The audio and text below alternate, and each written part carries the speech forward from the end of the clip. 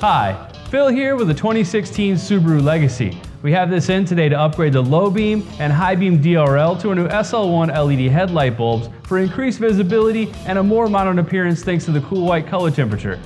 Installation is pretty straightforward and should only run you a few minutes on each headlight, and let's go ahead and get started. Now thankfully Subaru has kept these headlights pretty open in the back here, so you can literally access the low beam and high beam without having to take anything off.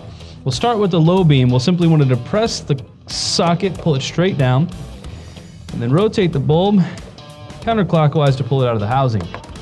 We can now simply slide our SL1 LED headlight bulb into the housing, making sure it's flush and all your tabs are inserted, and then simply rotate the lock.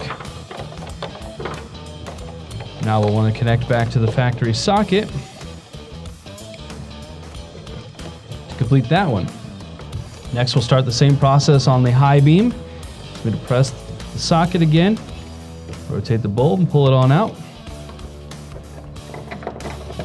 Again with your SL1, making sure that all of your tabs are inserted and the bulb is flush before rotating.